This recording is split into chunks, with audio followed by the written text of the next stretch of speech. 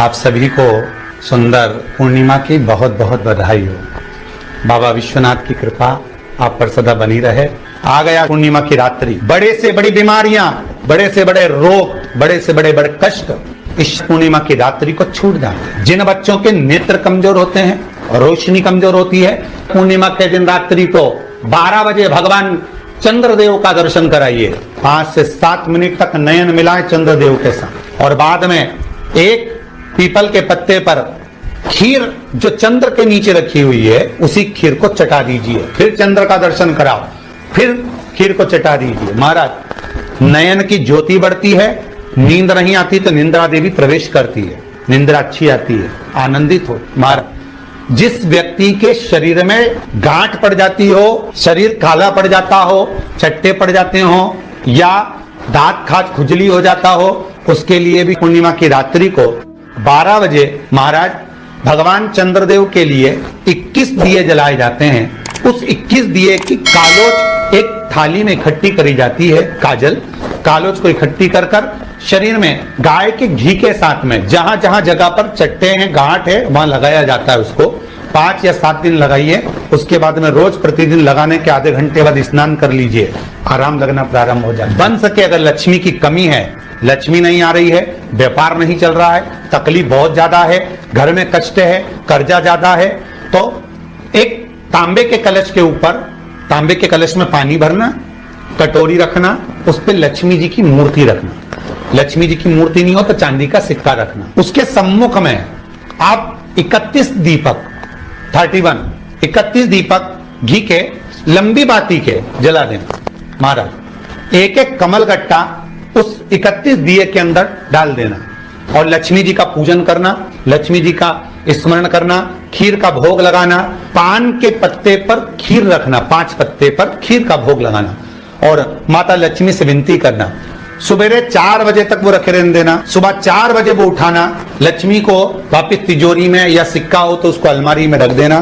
जो खीर बनी है वो प्रसाद के रूप में सुबह 8 बजे, 10 बजे, 9 बजे जब खाना हो प्रेम से पाना।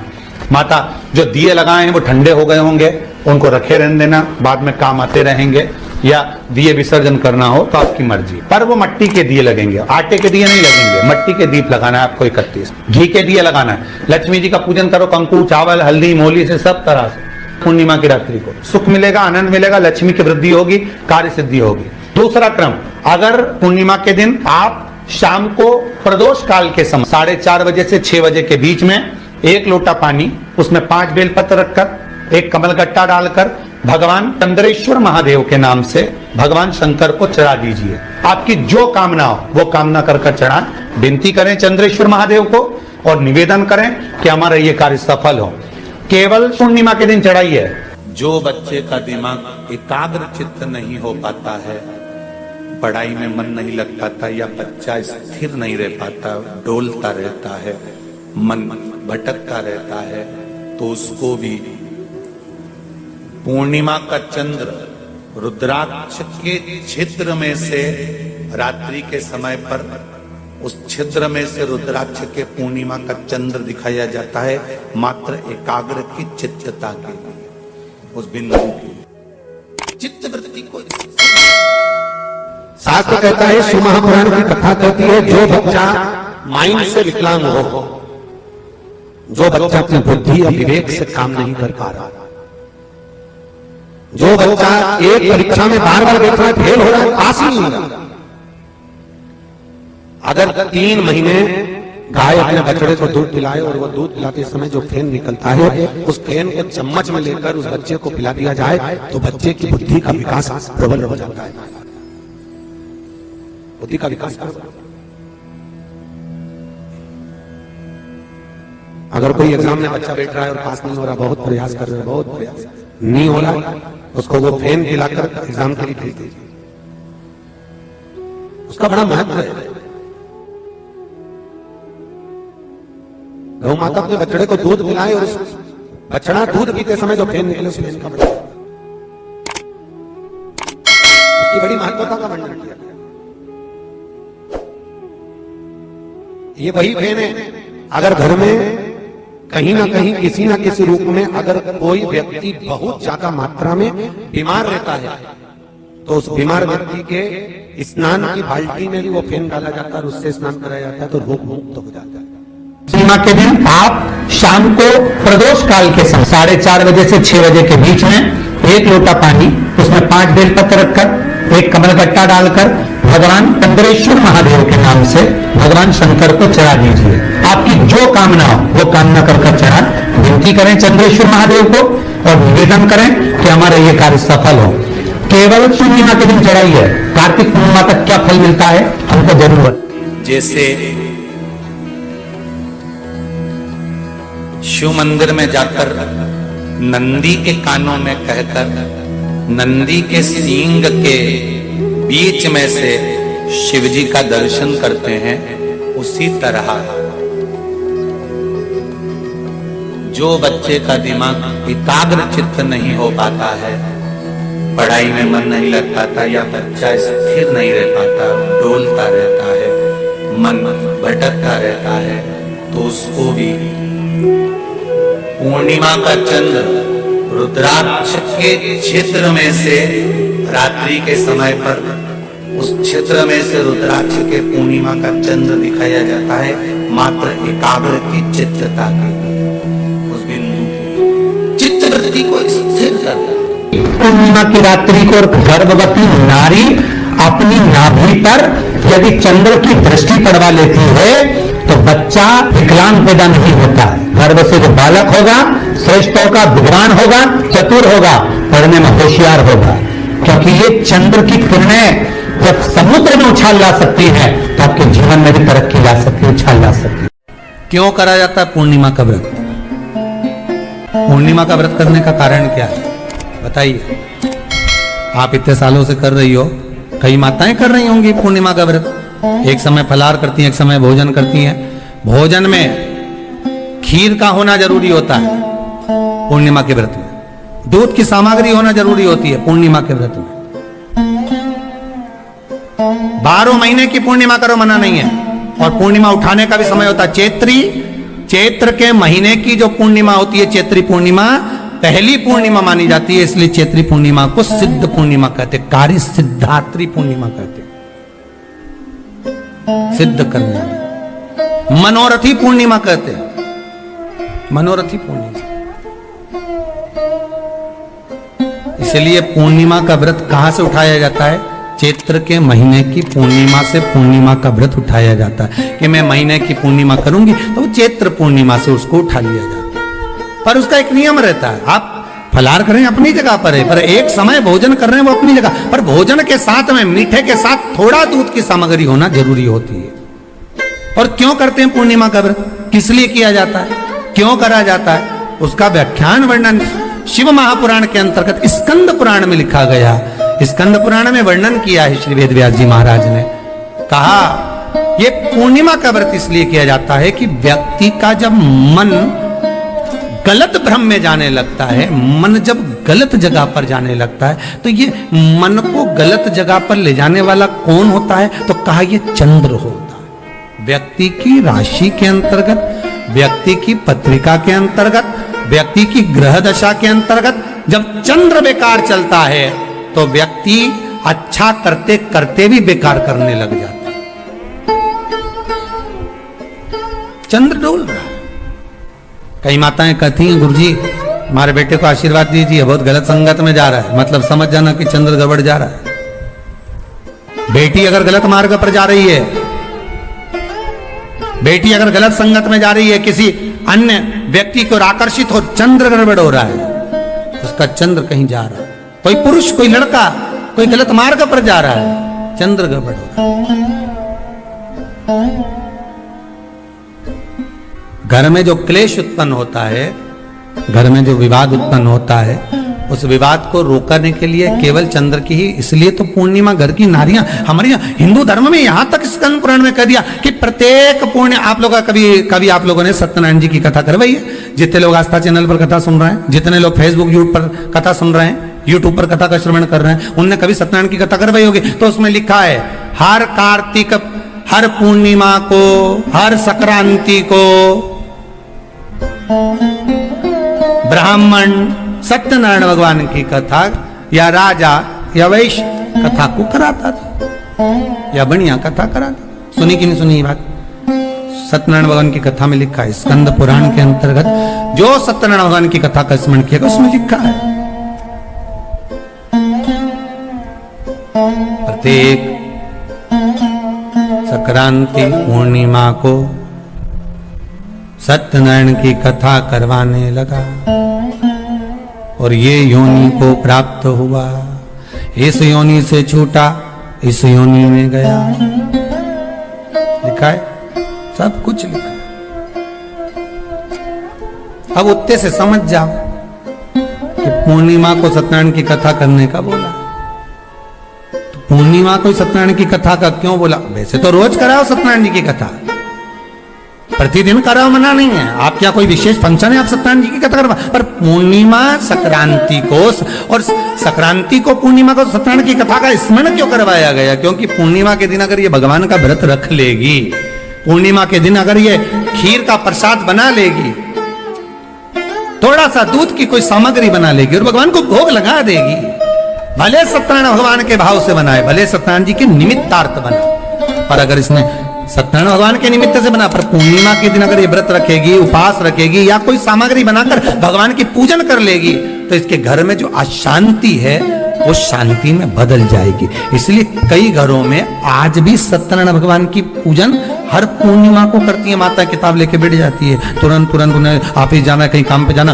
और तुरंत तुरंत उसने जल्दी जल्दी कलश रखा, कलश नहीं भी रखे तो भगवान की पूजन कर को रखे, ब्राह्मण देवता को बुला लेगी, ब्राह्मण नहीं आएंगे तो खुद कर लेगी, पर करती जरूर है। इतना सा आटा सेक लेगी, पंजेरी बनाई, सीरा बनाई, मिठाई रख दो, कुछ भी करेगी पर सत्यनारायण की कथा कर ले, उसका मन लग गया उसमें। मतलब पूर्णिमा को करना है, उसको करने से क्या होता है? शांति रहती, शीतलता रहती। जिसके घर में हर महीने की पूर्णिमा को खीर बनती हो, ध्यान दीजिएगा, बहुत सुंदर संवाद चल रहा है, बहुत ध्यान देने वाली बात है। प्रत्येक महीने की पूर्णिमा को जिसके घर में दूध की सामग्री बनती हो, दूध की सामग्री तैयार होती हो, खीर प्रसाद तैयार होता हो, उसके घर में कभी क्लेश नहीं हो सकता। चाहे सास बहू एक दूसरे के सामने वो कहे ना, वो सांप और नेवले की लड़ाई क्यों ना, फिर भी शांति हो जाती है। पर प्रत्येक महीने की पूर्णिमा होना चाहिए। ये नहीं कि तुमने एक महीने की पूर्णिमा पे बना लिया और दूसरे महीने की पूर्णिमा को गायब कर दिया। फिर किसी ने कह दिया आज चूरमा तो बन रहा है, दाल बाटी तो बन रही है चूरमे के साथ में, लड्डू बन रहे हैं, तो काय को खीर बना रही हो? तो तुमने अब वो खीर प्रसाद। महापुराण की कथा कहती है, महाराज पूर्णिमा का जो चंद्र है वो विशाल का है, और उस चंद्र की पूर्णता में हमारी अभिलाषाएं भी पूर्ण हो। आप आस्था चैनल के माध्यम से जितने लोग कथा सुन रहे हैं, फेसबुक यूट्यूब पर जितने कथा सुन रहे हैं, और कुबेरेश्वर धाम में जितने कथा सुन रहे हैं, आप में से कितने लोग हैं जो पूर्णिमा का व्रत करते हैं? जो माताएं करती हो जरा हाथ उठाइए। पूर्णिमा का व्रत जो करते हो ना आप लोग, रखिए। अब पूर्णिमा के व्रत में आपने कई बार किताब पढ़ी होगी पूर्णिमा की, या आपने व्रत किया होगा, या पूर्णिमा का व्रत आप धारण करे होगे, तो उसमें पूजन कौन से भगवान की होती है? पूर्णिमा के व्रत में किस भगवान की पूजन होती है? तो कहा पूर्णिमा के व्रत में केले के खंभ लगाकर पूर्णिमा का जो अध्यापन होता है, पूर्णिमा की जो पूजन होती है, उस पूजन में शंकर और पार्वती की पूजन की जाती है। शिव और नारायण की पूजन करी जाती है, शंकर और पार्वती का स्मरण किया जाता है। किसकी पूजन होती है? शिव पार्वती।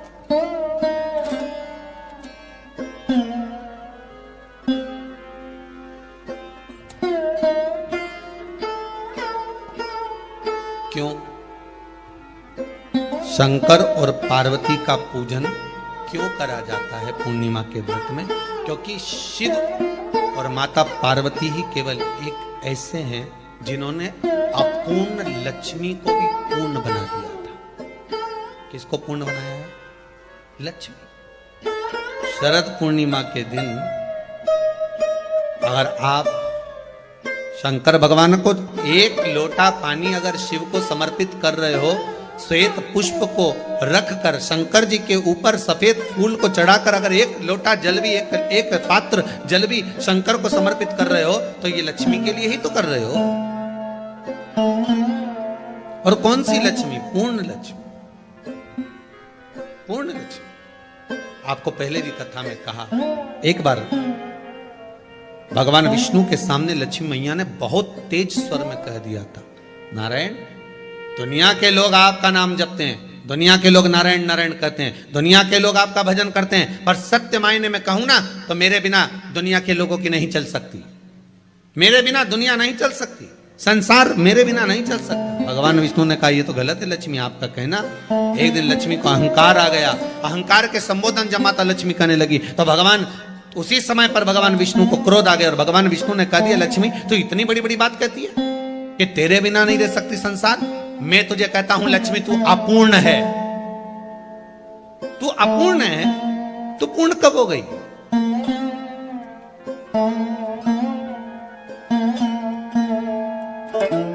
तेरी पूर्णता कहां हो गई?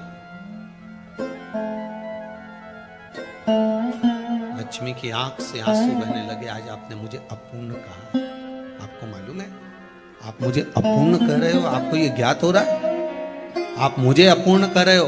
भगवान कहते हैं, हाँ लक्ष्मी, मैंने तुझे अपूर्ण कहा। अपूर्णता का मतलब आप जानते हो ना?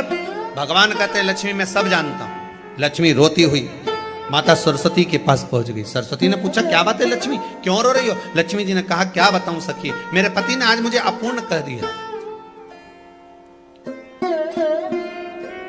तो क्यों रो रही है तू? अपूर्ण अगर कह दिया, पति ने ही तो कहा है ना, तो क्यों रोना? चल मेरे साथ। और सरस्वती मैया माता लक्ष्मी को लेकर सीधे पहुंच गई माता पार्वती के यहाँ। माता पार्वती के यहाँ जब पहुंची, माता पार्वती ने लक्ष्मी जी को देखा और सरस्वती को देखा तो पूछा कि बात क्या है, क्या हो गया ऐसा,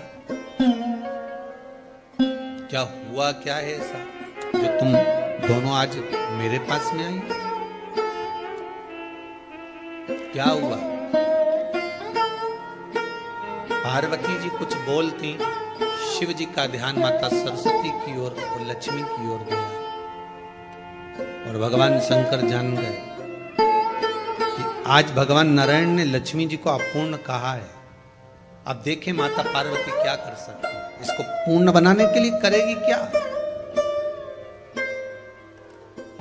क्या हुआ? माता सरस्वती जी बोली, लक्ष्मी को अपूर्ण कर दिया। अपूर्ण कर दिया? हाँ, तो क्या सोचना उसके लिए, इसको मैं अभी पूर्ण बना देती हूं। माता जगत जननी पार्वती ने गोदी में विराजमान गणेश जी को उठाया और उठाकर लक्ष्मी जी की गोद में दे दिया। ले लक्ष्मी, आज से तो पूर्ण हो गई। लक्ष्मी आज से तो पूर्ण। गोदी में जब तक संतान नहीं है तो नारी को लोग अपूर्ण समझते हैं, पर माता पार्वती जी ने संपूर्ण ब्रह्मांड में एक सिद्धता प्रदान कर दी कि अपने गोदी के लाल को, अपने गोदी के पुत्र को माता ने लक्ष्मी की गोद में देकर लक्ष्मी को पूर्ण बनाया। वो दिन कौन सा था?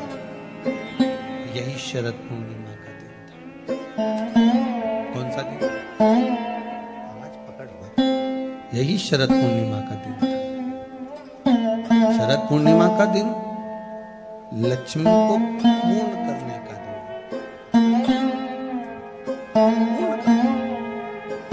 केवल अमृत ही नहीं बरसता, शरद पूर्णिमा के दिन लक्ष्मी भी बरसती। लक्ष्मी पूर्णिमा के कितने व्रत होते हैं?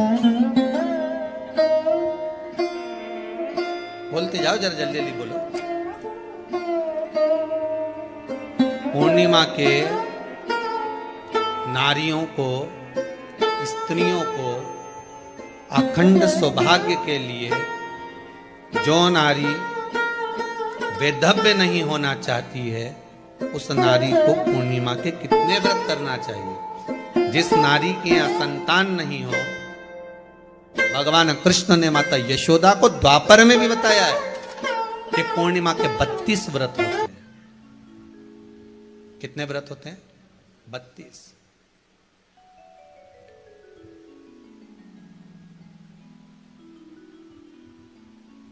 स्वयं भगवान कृष्ण यशोदा रानी को, माता यशोदा जी को भी बता रहे हैं 32 व्रत। अब आपको किसी ने बता दिया होगा कि 8 कर लो, 7 कर लो, 6 कर लो, 12 कर लो, इसलिए आपने बोला कि 12 कर लीजिए, 32 कर लीजिए। अरे यहां तो द्वापर की कथा भी कहती है। यशोदा जी ने एक बार भगवान कृष्ण को रोक कर कह दिया, ए कन्हैया रुको। कन्हैया बोले, बोलो मां क्या बात है? कन्हैया जरा रुकिए, इधर आओ जरा। भगवान कृष्ण आए।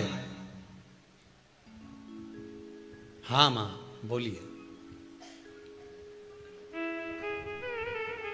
किस जगह का प्रसंग है ये? जिस समय पर राधा रानी कुरुक्षेत्र में नंद बाबा और यशोदा जी को लेकर कुरुक्षेत्र के कुंड में, ब्रह्म सरोवर में स्नान कराने के लिए लेकर जाती है, ग्रहण का समय पर। और जब भगवान कृष्ण उस कुरुक्षेत्र के उस सरोवर में स्नान करने आते हैं, तब यशोदा जी ने अपने लाला से प्रश्न किया है, पूछा है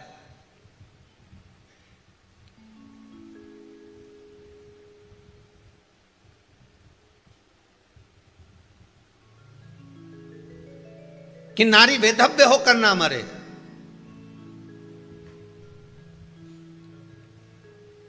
उसका पति कोई रोग से ग्रसित ना हो, उसका पुत्र किसी रोग में ना पड़े,